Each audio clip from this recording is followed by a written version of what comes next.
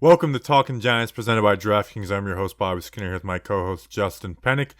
We got our mailbag, our first mailbag of the offseason. Our schedule's a little off. We're usually Monday, Wednesday, Friday, but because we had a Thursday night game, it's Friday, Tuesday, Friday. So we got a good amount of questions. Justin, how are you doing? Bobby Skinner, yeah, the Thursday night game's throwing me off. I want to think it's later in the week than it actually is, but sucks to suck. It's only Monday when we're recording this, but I'm feeling interesting about this Giants team, and I don't know if we're going to touch on it in this mailbag at all, as this motion that I just made with my hands near my man boobs was quite interesting if anybody wants to gif it. So I'm feeling weirdly, blindly optimistic about this Giants team because of my optimistic emotions about this offense. How are you? I'm not feeling great. I think we're 0-2 and 0-2 as a whole, and we can't expect the division to be bad every year. That's where I'm at, and I'm getting annoyed because I have to have my phone open. The reason I have my phone open and you're hearing notifications is because I'm about to read the new Patreons. We got Logan Downing. He's really downing the mood since he's been a Patreon. Nothing good's happened since he's joined. Wow. DK stands for Donkey Kong or DraftKings, presented by DraftKings. We got Andrew, no last name, just plain old Andrew. We got Cheyenne Dietz, maybe like our third or fourth like female patron. So how about that, Cheyenne? We have a YouTube subscriber and commenter whose name is Cheyenne, and I wonder if there's any Cheyenne. relation. I think that's probably Cheyenne. We got Jim Shea, Shea's Concrete, Rich Oval. We got Stylish Llama. I just don't think it's Como Te Llama. Bradley Hines 57, Hines Ward. Remember that when that one Boston radio person said that Julian Edelman has the same Hall of Fame case as Hines Ward, and Hines Ward has like 50 more touchdowns? John M. And the M stands for miserable. Tahal Naik and Sean Alisi. Justin, who are these people who have only been we haven't won a game since they've joined? Well. There's a lot of patrons who haven't witnessed a win since they've signed up to be a Patreon member. And Bobby Skinner's wearing a sweatshirt right now. Guarantee it's like 85 degrees in Florida, and he's talking about being miserable. And you can be miserable with us, but most notably celebrate victory when you come hang out with us on Sunday as we react to the games. You can be miserable or celebrate victory with us when you go to patreon.com/talkinggiants. $2 a month plus some other tiers if you want to support. $2 a month, patreon.com/talkinggiants. Bobby will send you a free magnet, and you get entered into some shirt raffles, and you get to hang out with us as we record the podcast. Patreon.com/talkinggiants. All right. Before we get into the mailbag, did you see that Kenny Golladay admitted that he was yelling at Jason Garrett? I love it. Yeah, I mean, we talked about it on the pod on Friday, and it's like, yelling happens, like that's fine. It's you'd rather not be yelling because you're doing good, but I went back and watched the videos. Like, I think he's yelling at Garrett, and he basically admitted that. So we'll see. And we're going to talk about Garrett and Jones and all of that. And anything else that we need to touch up on before we send it away? No. All right, take it away, Steve from Blue's Clues. Mail time. Mail time. The mail's here. Come on, guys. Here's the mail, it never fails. It makes me want to wag my tail. When it comes, I want to wail.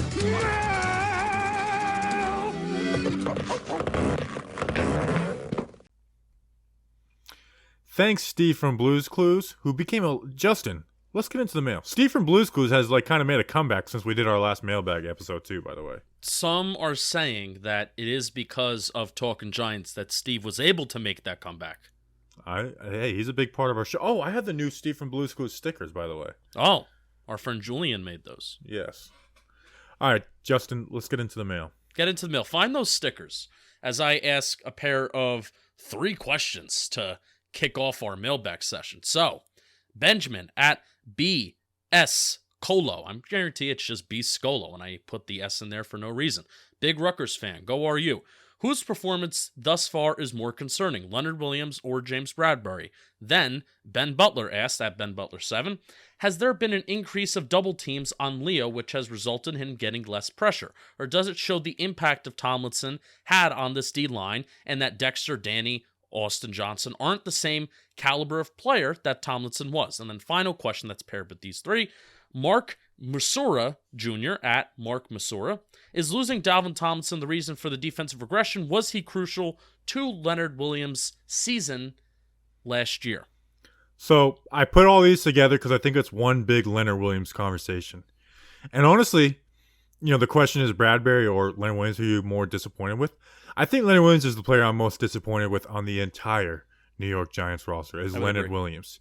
And even going back and watching the film, I'm not even disappointed in James Bradberry for week 2. Patrick Graham kind of put him in a position to be screwed. They were playing him very far off, and I do expect that to be changed. So going back and looking at the film, you see James Bradberry getting beat, but then it's like, man, he goes put in bad situations, and then he made that interception. So I don't even really feel bad about Bradberry. But Leonard Williams has 0 sacks, 1 tackle for a loss, 2 pressures. I mean, he has been a big fat 0 so far this season, and we are counting on him. And I don't think it's like, his got his contract and he got lazy. Like, Leonard Williams has always been a productive player. Last year was a career year, but he's always been a really productive player. And it's just he has not made an impact, but with stats or even when you're just watching him. Yeah. The crazy thing is that he should have 2 sacks on the season. He should have had a sack on Teddy Bridgewater last week, and he should have had a sack on Heineke this past weekend. When Heineke was like rolling out of the pocket. I think the Heineke one was more of a bad miss than the Bridgewater one, because the Bridgewater one, he was already out of the pocket. He already had momentum, so Bridgewater gave him a stiff arm. Heineke wasn't even moving that much. He got moving after Leonard Williams missed the sack. So, but even besides, like, let's just say Leonard Williams comes down with those 2 sacks, and those would be 2 impact plays. But still, this past week he had no QB hits, he had no pressures. At least last week, I think he had some 3 pressures and he had 2 QB hits. This past week against Washington, it was nothing. And Bobby, you're completely right. The next gen stats kind of back up. The cushion stats with Terry McLaurin was quite large, and even you looked at the touchdown at which Terry McLaurin scored last Thursday against Washington. It's like, well, we're on the 20-yard line. They're on the 15-yard line. Why are you playing James Bradberry back more than 10 yards past the sticks? It just made 0 sense. I'm almost at a point where if a talented skill position player, let's say this Sunday, like Calvin Ridley or Kyle Pitts, right? If a talented skill position player goes up on the sideline and makes a contested catch or a contested grab over one of our corners, I'm almost like okay with it. It's like, tip your hat, you got him. We'll get the pass deflection next time. But the fact that we're just getting killed by this death of 1,000 cuts approach because we're playing off ball, it's almost like a flashback to 2019 with James Betcher. The fact that that's how we're losing is not alarming, but it's frustrating. And that scheme, whereas Leonard Williams just not being productive, is Leonard Williams not being productive.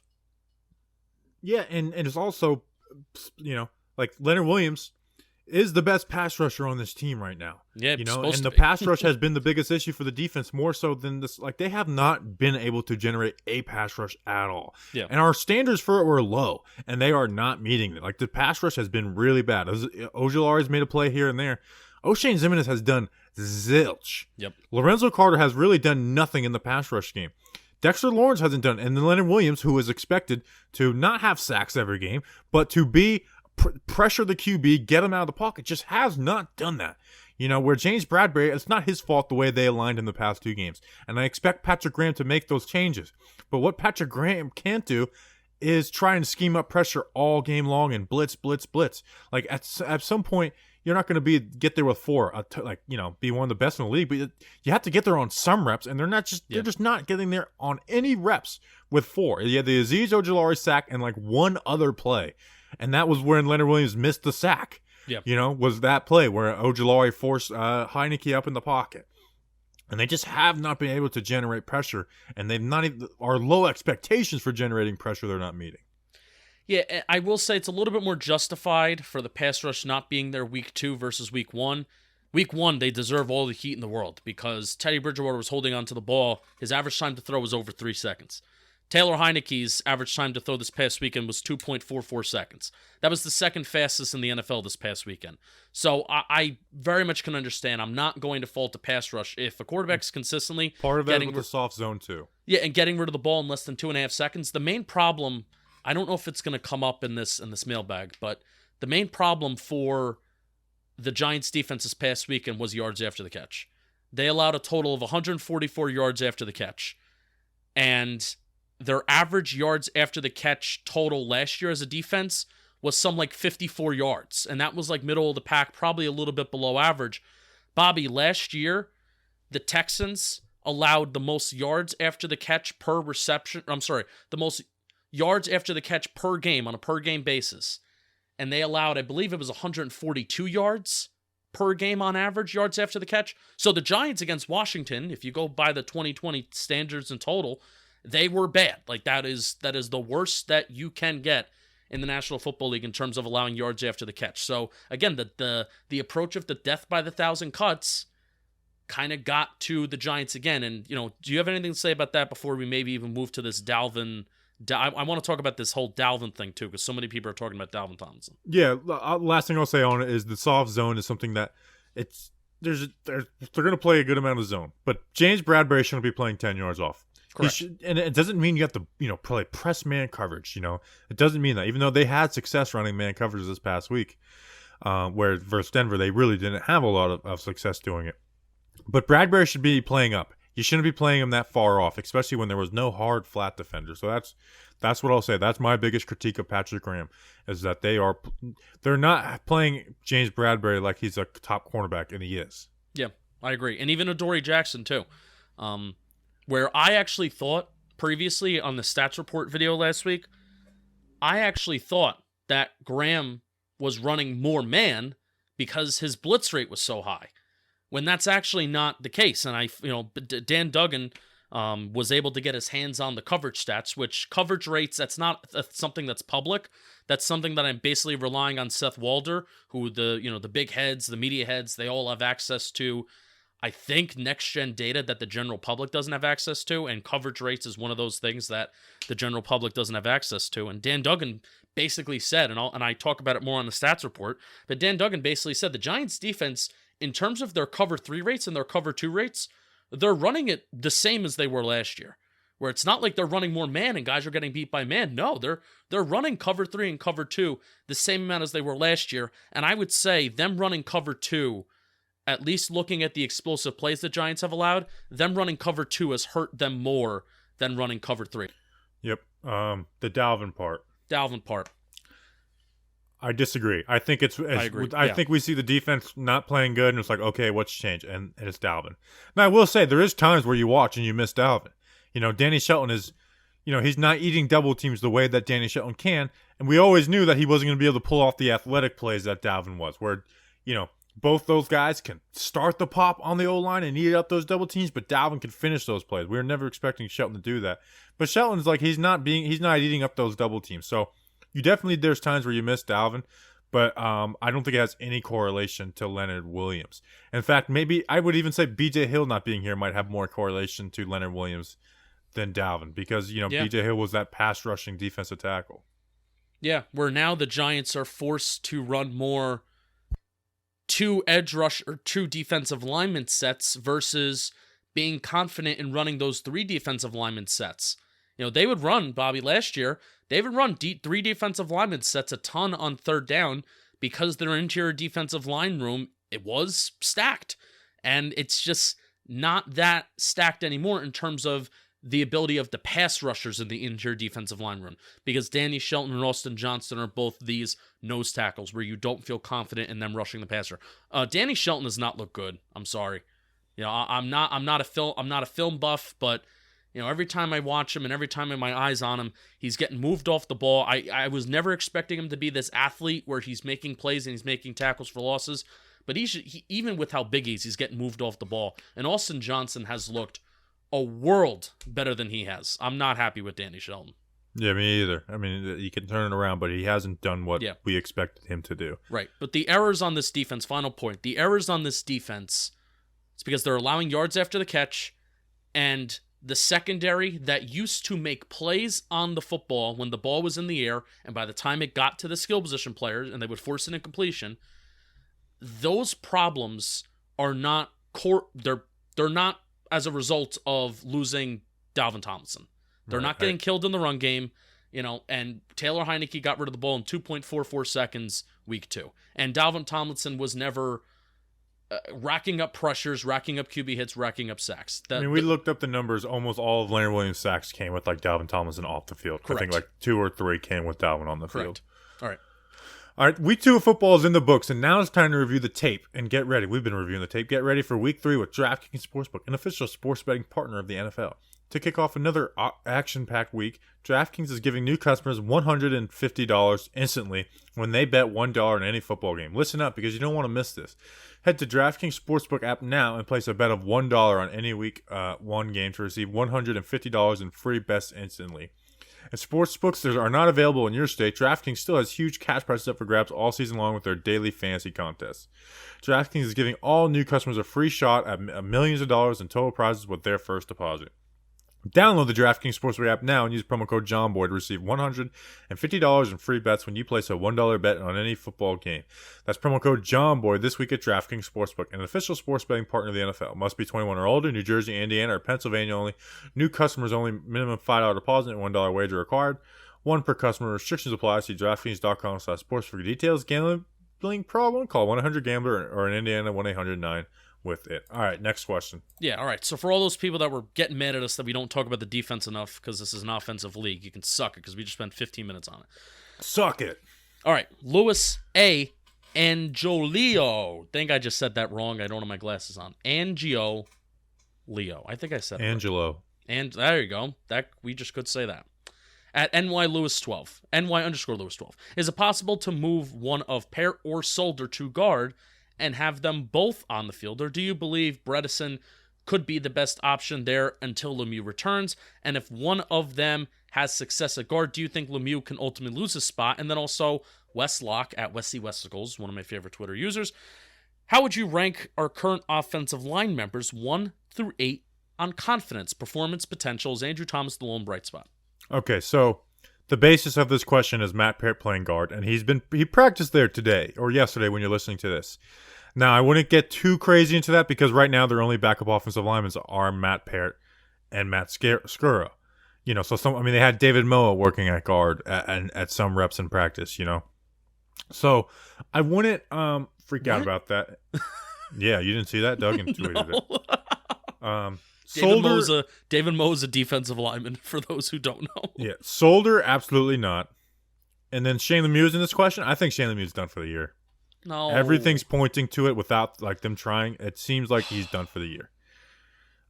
Which sucks because he looked improved in the 20 snaps that he got to start the season. So Peart moving to guard. I think he should start at right tackle. But I don't think it's that crazy.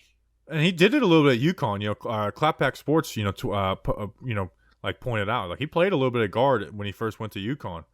He doesn't struggle with bull rushes, and his biggest issue is opening up his hips. He doesn't really have to deal with that at the guard spot as a pass rusher.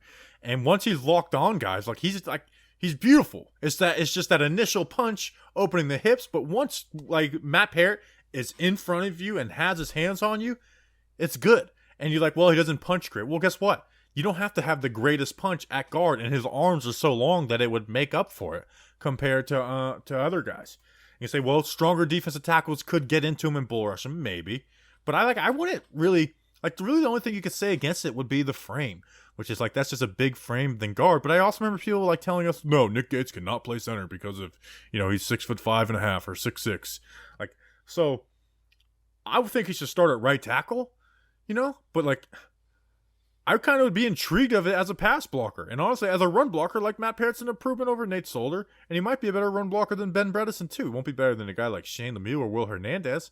But, I don't know. I don't think it's the worst thing in the world. I'm kind of intrigued by it. Yeah. Especially because he's an athlete. And if there's... He could pull well. He pulled at UConn a ton. Yeah, if there's certain issues that he can't fix a guard and putting him at... that he can't fix a tackle and putting him at guard would... mask it, and we may never look at Matt Peart as, he's going to turn into an elite, awesome guard, but if he could be serviceable, and if that's the way that you can save the draft pick, because at this point, Bobby, after seeing 2 weeks of Nate Solder, and the fact that Matt Peart didn't even rotate in there, that's damning. It's pretty damning, and A lot of people said the Giants should have done that with Eric Flowers way before another team did. And the Miami Dolphins and the Washington football team, they put Eric Flowers at guard, and he's still rolling around the NFL somewhere and he's playing. So if they got to do it, especially because they need to out of necessity, then go ahead and do it. Yeah, I mean, I would try it. I think he would be I'm pretty confident he'd be a good pass blocking guard. And you're like, well, the height. Like, I don't know. I think there's bigger issues than that. Like, I know everyone's going to come out like, oh, it's just not a guard frame. It's not a guard. Okay. But you know what? This isn't a cookie cutter league. Not everything fits perfectly in the way. Like, I mean, Ben Cleveland's a 6'6" guard and 350 pounds. Like, we like him. So wouldn't be perfect, but I would explore that opportunity and see how it looks. Yeah. I also think so much of our offense is going to be out of the shotgun for the remainder of the year, because I think this Giants offense is finally realizing things that work, where most of their snaps and most of the plays came out of the shotgun against Washington this past weekend. So Saquon Barkley runs better out of the shotgun. Daniel Jones throws better out of the shotgun. So that's further separation that you have at the snap of the ball from guard to quarterback, if that's something that you really care about. So, but the last point is that I think that he's practicing at guard this week because they're going to sign somebody by the time the games start Sunday. They will sign some type of offensive lineman, whether it's calling up Corey Cunningham or Barton, or bringing back Slade or Wiggins or someone from another practice squad. There will be someone signed by then. I also don't want them to waste time. If they think that this is a realistic option, then do it, right?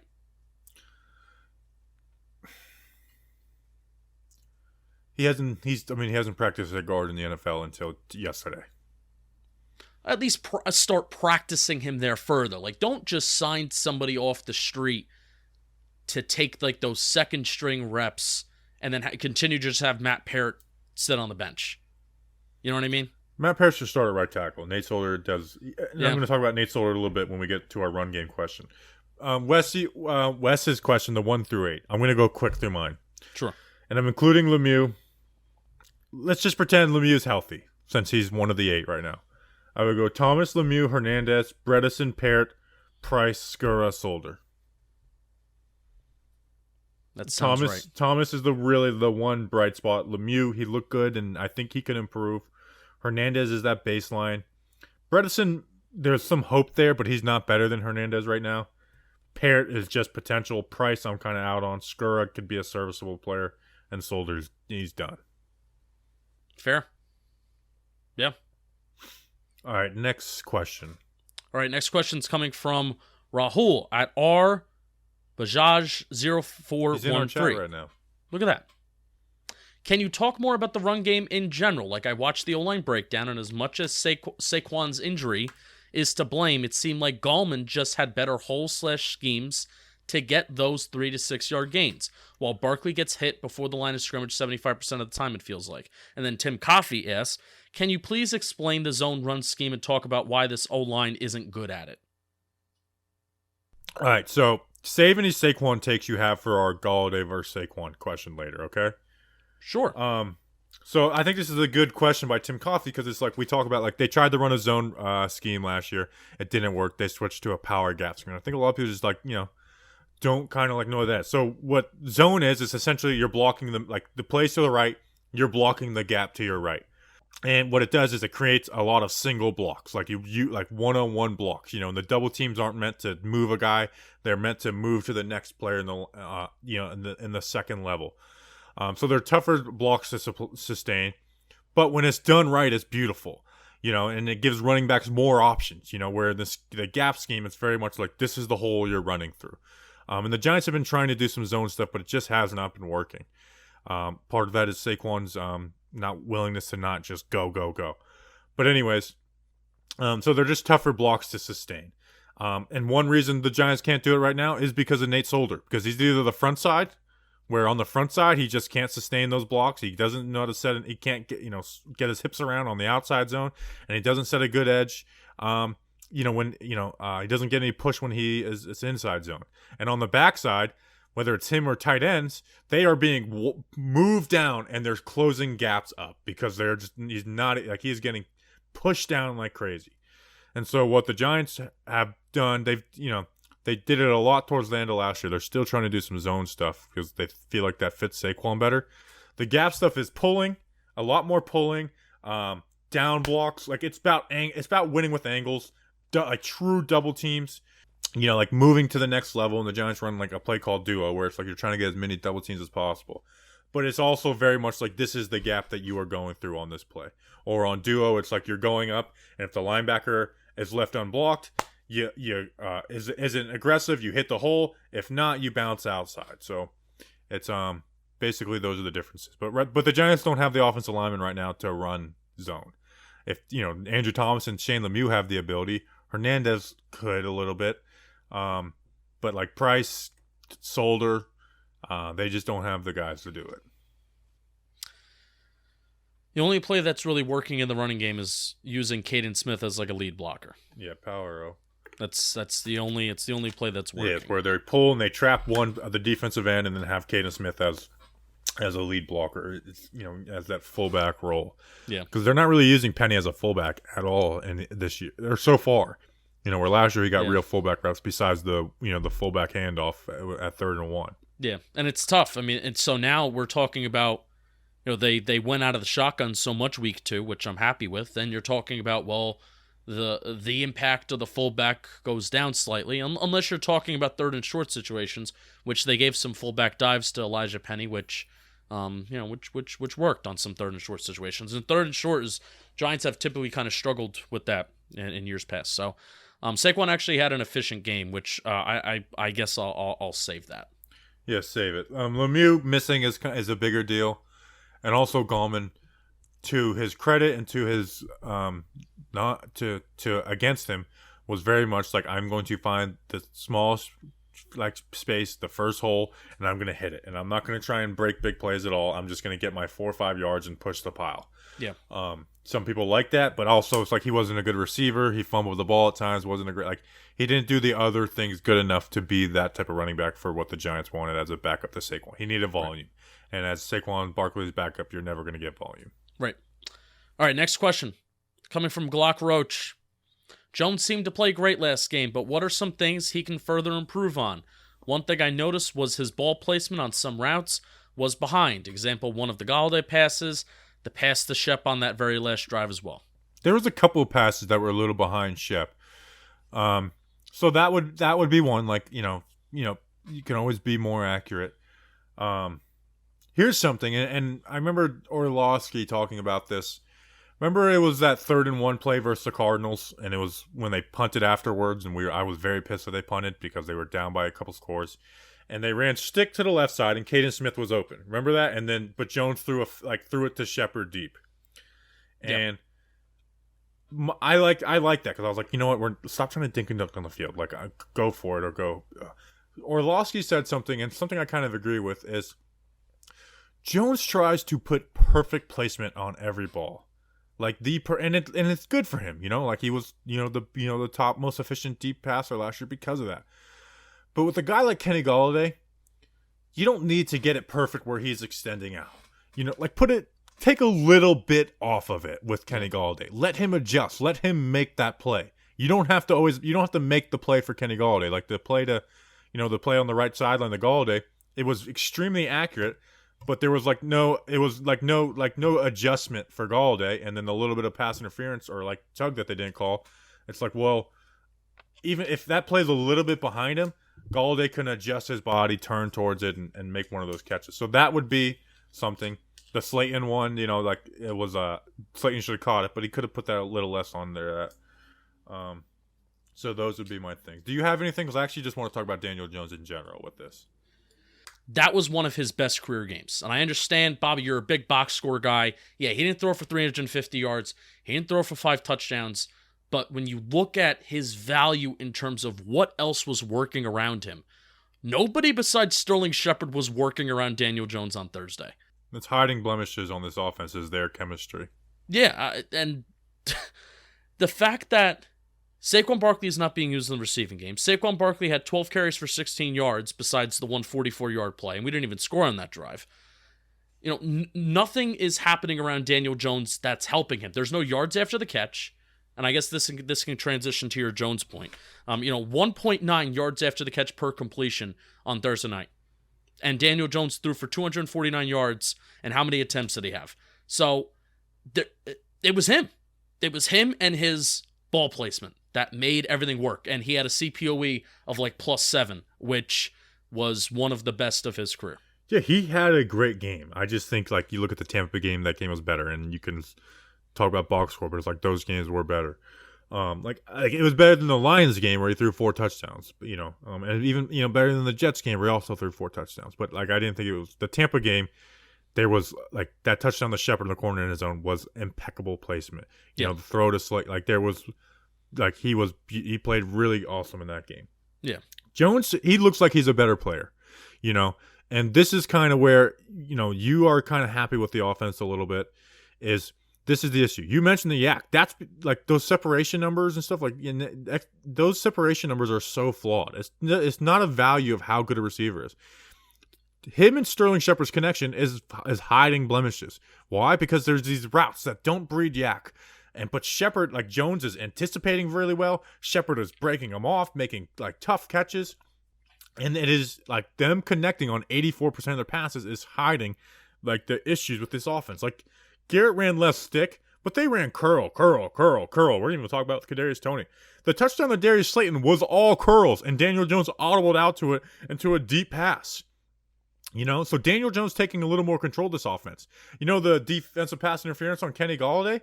That was stick. And then they had the go on the backside tag. I guarantee you, Garrett, when that ball was snapped and Jones didn't throw it to the stick, he was like, what the hell's going on? And then Jones throws it to Golladay, and they call the DPI. Like, Jones is kind of taking the offense into his control a little more, where he's like, like this, there's stuff that's not working, and you saw some of the issues when they ran the all curls and stuff. Like, that is not an efficient offense. Now, Jones played well, and he completed a lot of those passes, but you can't expect him to be perfectly timed every single week. But he is getting better. He's manipulating the pocket better. I think now that Andrew Thomas has been good, he's a lot better at manipulating the pocket when his front side is bad compared to his play. Like, if you put Andrew Thomas at right tackle and Nate Solder at left tackle, I think Daniel Jones looks a lot worse right now. He seemed to be, taking control of the offense a little more. So he looks good. I think he's a better player, which means this offense will be better than last year and will score more points. But at the same, there's still the same offensive issues in this game. Like, awesome that they added more read option and stuff like that. Like, good on that. There was more stuff that was good. But at the same time, it's like there's a lot of the ugly head, like the ugliness of this offense is still there. They didn't totally change the offense last week. I mean, you're talking about why this offense is at average and not above average, where even though through the first 2 weeks of the season, they've been an above average offense in terms of how they've moved the ball. They're not putting up over 30 points. They're not going crazy in terms of producing, 400 plus yards, even though I think they had close to 400 yards on Thursday. So they're not going crazy, but you just outlined why this offense is going to be average at best, and why, at least in theory, why the offense being average and the offense being like they were on Thursday, why that should lead to a winning Giants team. But it's this defense that is the gray cloud over everybody right now, and that's not a. My issue is I'm not happy with average though. Like, I want Daniel Jones to be great, and he can't be great in this offense. No, he can't. But really, why can't we continue to expect Daniel Jones to not be perfect? Because you already did outline he's gonna throw interceptions this year, But also, why not expect Daniel Jones to be what Tony Romo was for that Cowboy offense? And I'm not saying Daniel Jones is going to be Tony Romo, because Tony Romo was magnificent. But why not expect that same type of performance where Jones is taking over the offense? Because we saw it pre-injury, and I said this over the offseason, that week 6 to 12 stretch where the Giants offense was working their way up to average, and then boom, he gets hurt during that Cincinnati game right off the bye, and it kind of ruined any momentum that the offense had. But why not expect Daniel Jones to get better, to manipulate the pocket better with better protection on his blind side, and be a dude? Like, I do expect that. But you're almost painting it and you're making it sound like it's a bad thing. But it's like, no, that's a good thing. Like, we should expect the quarterback to do that. Because there's a fixable issue to make it better than that. Right, but we can't do that. And there's season fixable issue. Why I'm so okay with it and why I'm so like invested in, all right, Jones, just do it, bud. You got to put the team on your back, because the time to do that was January to fire Jason Garrett and not now. You know? I know. It's just it's frustrating. I know it is. All right, let me read this ad and then we'll kind of go through some of these other questions. So, autumn is in the air, the pumpkins are in the patch, and our friends at Manscaped, they are here to make sure you don't carve your pumpkins when you're grooming, if you know what I'm saying. Ball joke. Make sure you're keeping things fresh this fall with the leaders in male grooming and their brand new 4th generation performance package. Boys and ladies, if you're listening, if you want to get your guys a Halloween gift, going to see that movie, can't wait, Halloween Kills. Get ready for a cuffing season like no other, ready to take the leap into fall with Manscaped? ? Join the 2 million men worldwide using Manscaped by going to manscaped.com for 20% off plus free shipping with the code GIANTS. Brand new Performance Package 4.0 includes the Lawnmower 4.0. If you're looking to cozy up this fall, this trimmer is essential. Their 4th generation trimmer. They feature a cutting-edge ceramic blade to reduce grooming accidents thanks to their advanced skin-safe technology. Nobody likes nicks, cuts, or anything. It also gives you the ability to turn 4000K LED spotlight on and off when needed for a more precise shave. Plus, it's waterproof, Bobby Skinner. Manscaped even threw in 2 free gifts to their Performance Package 4.0. Manscaped Boxers and the Shed Travel Bag. They'll get you comfy on the way home and on the go this season. So, get 20% off plus free shipping with the code GIANTS at manscaped.com. That's 20% off plus free shipping with the code GIANTS at manscaped.com. Make your balls a priority this fall. Choose Manscaped. Your balls will thank you. That is 20% off plus free shipping with the code GIANTS at manscaped.com. Thank you to Manscaped.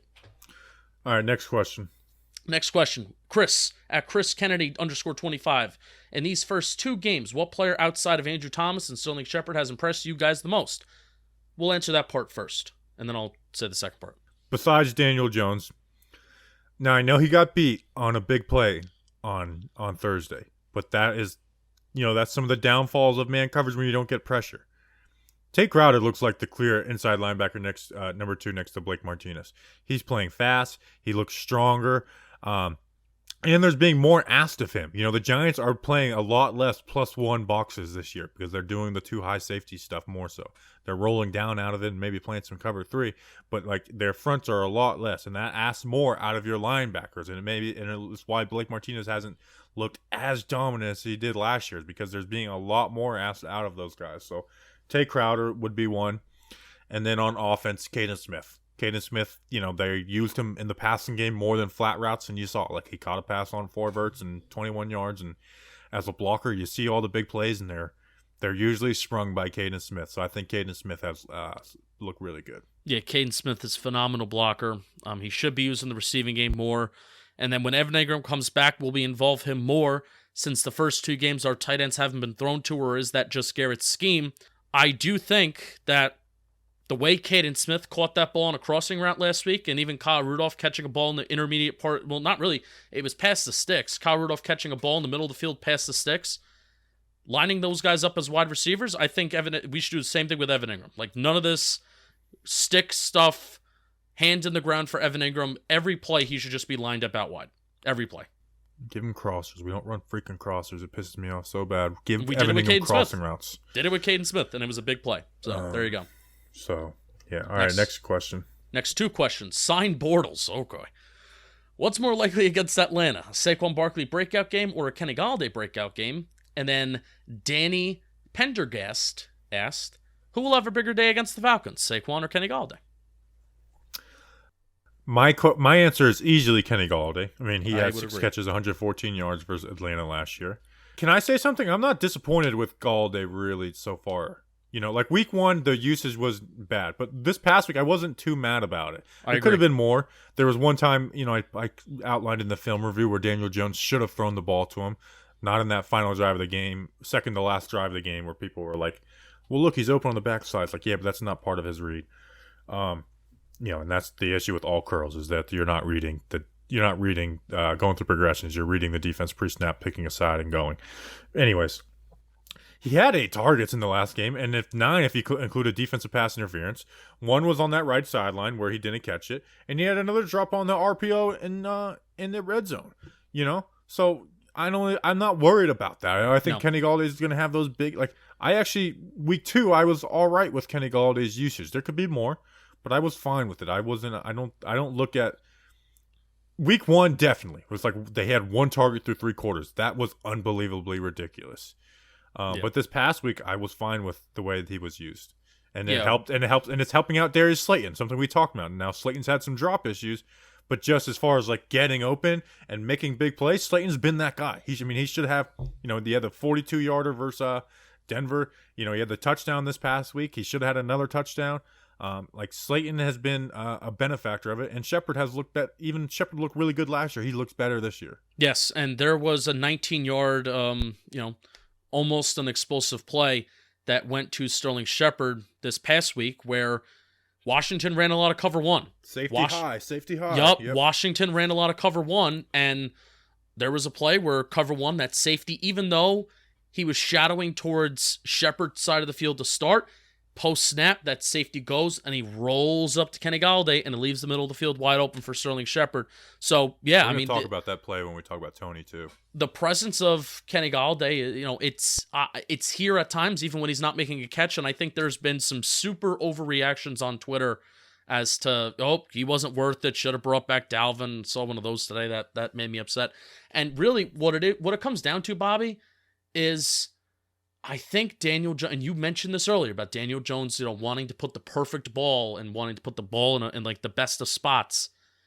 Because Kenny Golladay is not a wide receiver that's built on separation, and also Jason Garrett's system is not built on wide receivers getting separation, so it's a beautiful disaster right there. Even when Kenny Golladay is not open, Daniel Jones needs to learn that he is open. And that is where the chemistry between wide receiver and quarterback comes in, and why I think it's okay that it's taking time for that relationship to form. If Kenny Golladay fill your deal too, and if Kenny Golladay had these 2 games with a full summer with Daniel Jones, I'd be a little bit more concerned. But the fact that he didn't have a full summer, they haven't had a lot of reps together, and he's working his way in where there are like that play action RPO little post route towards the middle of the field. That's been the majority of the plays that he's gotten involved, and I'm okay with that. That is a chain mover within itself, and if you can have three or four of those in a game, that's 3 or 4 first downs, and then as we'll go along, we'll get you more involved in the vertical passing game, which that's the hope where you can be that contested catch king that we signed you to do. So that, I'm okay with that. Yeah, so that's our Kenny Golladay talk. Saquon Barkley, I know you're going to say he was efficient. I thought he is dancing, and I know this has always been a critique of Saquon. He is just dancing behind the line of scrimmage. He is unbelievable. He is so much more indecisive than he was in previous years. He does not look good to me. I'd agree with you. My eyes agreed with you, certainly. The next gen data actually had him at 2.66 seconds average time behind the line of scrimmage, which Peyton Barber was the best this past weekend at 2.42. So Saquon Barkley was closer to being more efficient behind the line of scrimmage than not efficient. The efficiency metric actually didn't have him that bad, and his rushing yards over expected per attempt was above average this past week. So his yards before contact is also like less than 1.5 yards. So, while I will, that's the stats, right?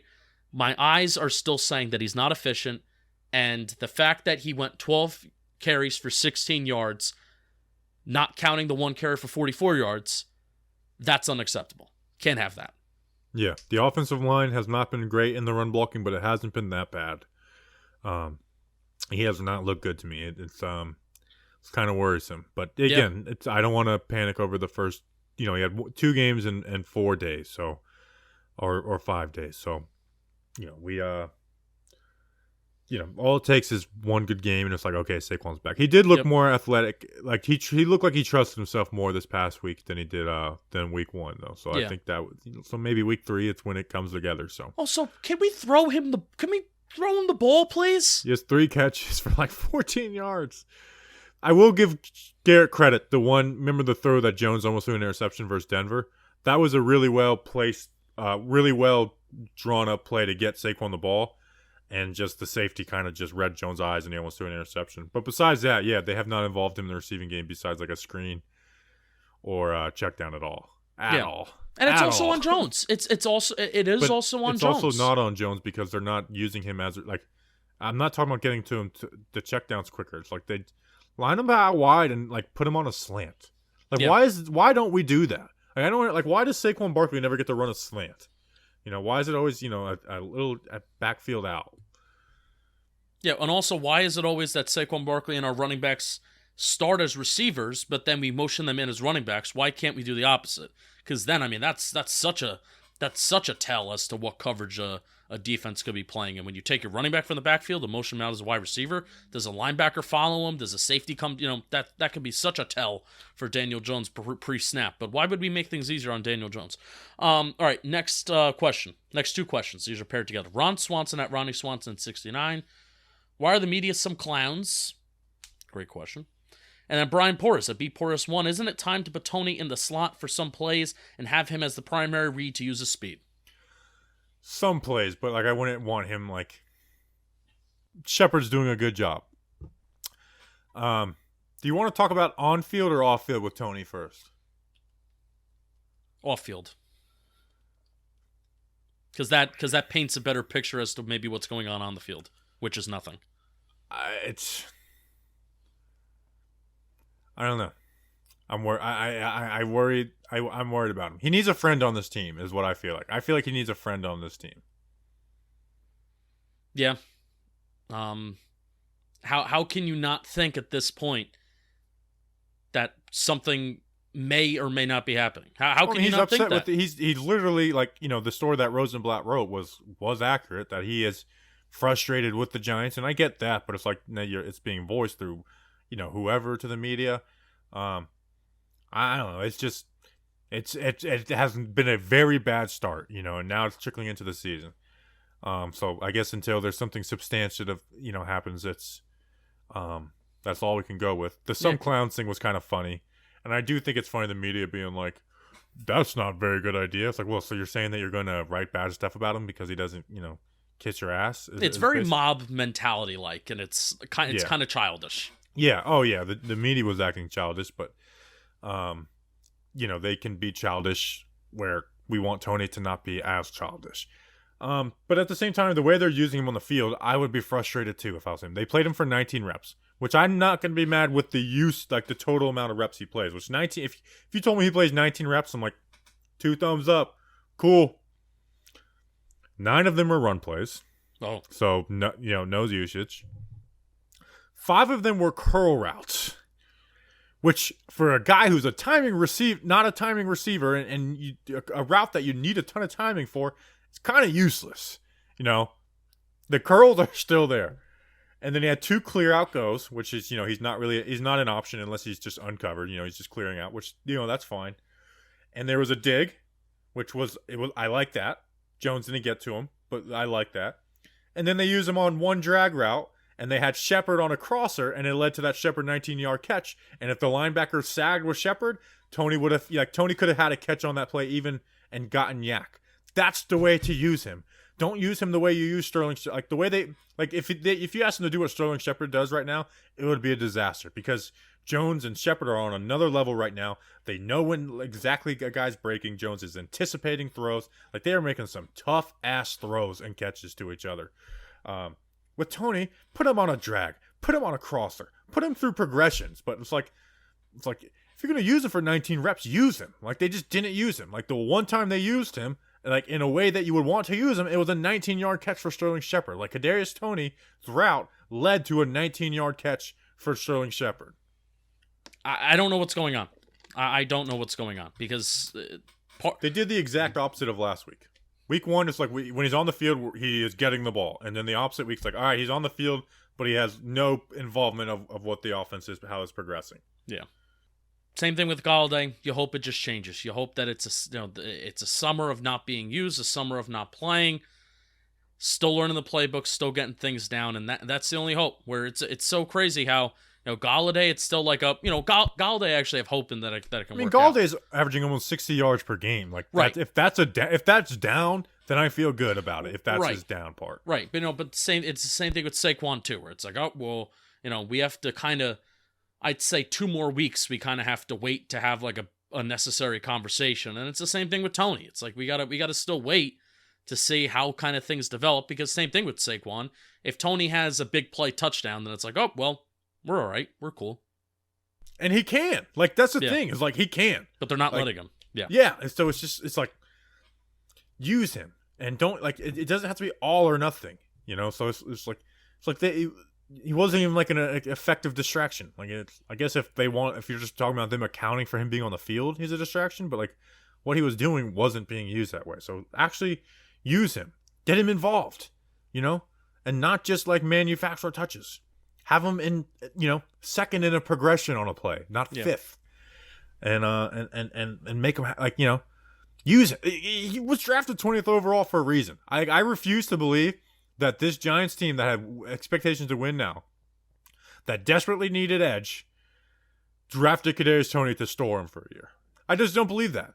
Now maybe that's what you think should happen, but the Giants did not draft him 20th overall to not play him this year. No. You don't do that for any first round pick, really. Yeah, you shouldn't. Bobby, why don't you? I'm pulling to you this episode. Why don't you read the last hold on a second. A simple game of matching answers to trivia questions. What am I talking about, guys? I'm talking about the Match 5 trivia game. I got 5 on it. The 5 gum, like you got 5. Comes with 320 game cards with many different topics, so it's fun for anyone and everyone. You don't even have to be smart. You could be a dummy and play this game, honestly. So it's like 5% of our audience is probably dumb, right, Justin? I'm one of those 5%. Yeah, so like I think 5% of our audience is dumb, and sometimes it's like, this ad read's probably not for you. This one is for you. Some of the cards have sports-oriented questions like name the best 5 pitchers of all time or name the 5 best wide receivers of all time. This game creates fun discussions and friendly disagreements. Or unfriendly disagreements if you're like that type of family. It only takes 3 to play and there is no limit. Save 50% off your order now when you use the coupon code JOHNBOY. Get your copy of Match 5 Trivia game by going to match5trivia.com, and it's match, the number 5, then trivia.com, and save 15% by entering code JOHNBOY. All right, let's finish this mailbag up. Yeah, let's finish it up. All right, so second to last question. Coming from Brian Walsh at bwalsh06. How much longer until we see Quincy Roche in the pass rush rotation? I mean, here was the inactives from last week. It was Evan Ingram, Colin Johnson, Josh Jackson, Sam Beal. Why are we only running with like 3 outside corners? Justin Hilliard, Cam Brown, Quincy Roche. Why is Cullen Gillespie activated when Nate Ebner's on the team? They both play a ton of special teams. Like, they're using both of them, When Cam Brown comes back, if Cam Brown comes back, which can't believe we're talking special teams again. If Cam Brown comes back, Colin Gillespie should be inactive, and then they should activate Quincy Roche. I think Roche, Johnson, and Hilliard are part of just like they were brand new to the team, But here's what I'll say is now, because you remember we did that segment in the offseason, like making the case for every outside linebacker to, start? Yes. It seems like they've all made the case for them not to play. Like Ifeadi Odenbo's gone. O'Shane Ximines has been a 0. Azeez Ojulari has been the best out of all of them, but it's like, he hasn't like been like a consistent player. Lorenzo Carter has really added nothing as a pass rusher. He's had some good plays in the run. And then, I mean, Carter Coughlin got moved to inside linebacker. Maybe even Carter Coughlin should be in the rotation. So yeah, I would give Roche. Yeah. I would give Roche the opportunity to take O'Shane Ximines' snaps. I agree. And possibly, if Carter Coughlin's only going to play like 4 or 5 snaps as an interior linebacker, then he should be playing more snaps as an edge rusher. Yeah, he's just that goes small. without saying. But if Carter Coughlin never switched to inside linebacker, would you be calling for him to play? If we had 0 edge production, then maybe. Like we have 0 edge production right now. Yeah, that's fair. All right, next question. Mark Reynolds, final one. I believe this is the final one. Yes. Mark Reynolds at R_Ennolds. If Gettleman makes one trade for another piece before the deadline, what position would you hope it would be? This is a pretty easy question, right? Guard? Another guard? Another Guard or interior edge? offensive lineman? Guard or Yeah, edge? edge. If we were like, yeah, that's actually edge, because you could see a good edge rush. I mean, like a Marcus Golden type. Honestly. We should trade for Marcus Golden. I mean, he's buried. He's kind of the third guy on that depth chart between Chandler Jones and Hassan Reddick, I think, is still there, right? Yeah.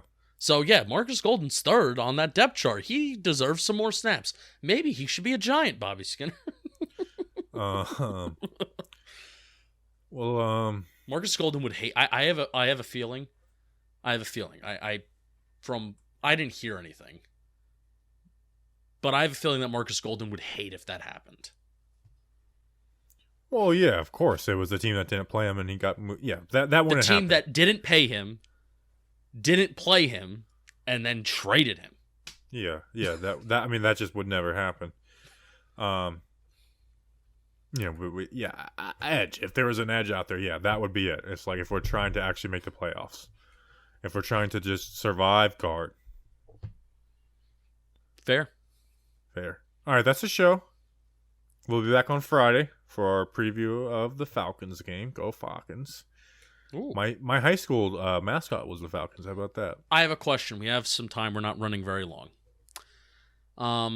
You said that if the New York Football Giants lost their football game on Thursday night, that you would be retiring 77-0. Are you going to pull a Justin Pennick with Curtis Riley milk challenge and not follow through with that?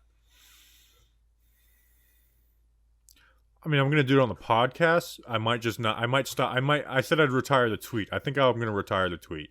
Okay, all right. So you're being very lawyer-like right now. Okay, got it. Well, that was what I meant. And, I was, I think I'm going to retire the tweet.